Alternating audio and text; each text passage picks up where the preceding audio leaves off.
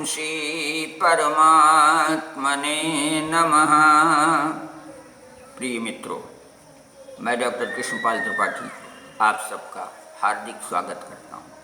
आज मैं आप लोगों के समक्ष रुक्मिणी अष्टमी के विषय में बताना चाहता हूँ। रुक्मिणी अष्टमी का पर्व पौष मास के कृष्ण पक्ष की अष्टमी तिथि को मनाया जाता है। इस दिन देवी रुक्मिणी का अवतार हुआ था, इसीलिए इसे रुक्मिणी अष्टमी कहा जाता है। आप सबको विदित है कि भगवान श्री कृष्ण की पटरानियों में रुक्मिणी का नाम सर्वथा उल्लेखनीय है। ये महाराज भीष्मक की पुत्री थी, जो विदर्भ देश के राजा थे। बचपन में बड़े लाड़ प्यार के साथ इनका पालन पोषण हुआ, और एक चीज़ ये भी है, ये साक्षात लक्ष्मी जी की अवतार थी, इसलिए इनकी महत्ता और भी अधिक बढ़ जाती है।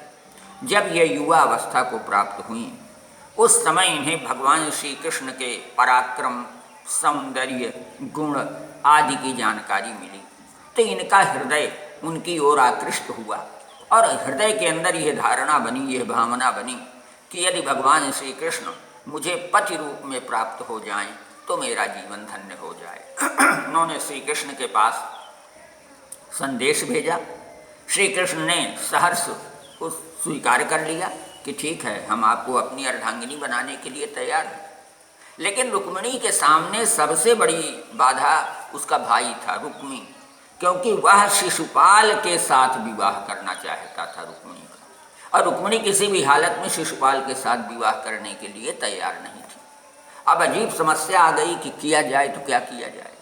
उस समय रुक्मिणी ने श्री कृष्ण से अनुरोध किया कि प्रभु, अब आप ही कोई उपाय बताइए जिससे कि मेरा विवाह आपके साथ हो सके, मुझे आपकी अर्धांगिनी बनने का सौभाग्य प्राप्त हो सके।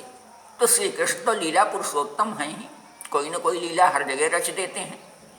छोटे जब थे, बचपन में नाना प्रकार की लीलाएं करते रहते थे। जब युवक हो गए तो भी लीला ही करते रहते थे। लीला पुरुषोत्तम तो है ही। उन्होंने एक लीला रच दी और कहा कि ऐसा है कि देव पूजन के लिए तुम आओ, मैं वहीं आ जाऊंगा और हरण कर लूँगा। पूर्व योजना के अनुसार रुक्मिणी जी देव पूजन के लिए पहुँची, भगवान श्री कृष्ण पहुँचे और उनका हरण करके आ गए अपने यहाँ, और उनके साथ विधिवत शास्त्रीय रीति से पाणी ग्रहण संस्कार कराया। इस प्रकार से रुक्मिणी जी भगवान श्री कृष्ण की अर्धांगिनी और पटरानी बनी। जिस व्यक्ति को रुक्मिणी अष्टमी का व्रत करना हो, वो प्रातः स्नान आदि के पश्चात सुवर्ण निर्मित श्री कृष्ण एवं रुक्मिणी देवी की प्रतिमा स्थापित करें, अथवा किसी देवालय में कृष्ण और रुक्मिणी की प्रतिमा हो, मूर्ति हो, तो वहीं पर उनका स्नान आदि, धूप दीप नैवेद्य आदि से विधिवत पूजन किया जाए और नाना प्रकार के नैवेद्य अर्पित किए जाएं, सुस्वादु व्यंजन अर्पित किए जाएं। इसके बाद 8 सुवासिनी सुहागिनी स्त्रियों को भोजन कराया जाए और उन्हें दक्षिणा दे करके संतुष्ट किया जाए। इस प्रकार उनसे शुभाशीष प्राप्त किया जाए तो यह व्रत संपन्न हो जाता है। यह व्रत बड़ा ही महत्वपूर्ण है, क्योंकि रुक्मिणी जी भगवान श्री कृष्ण की प्रियतमा थी।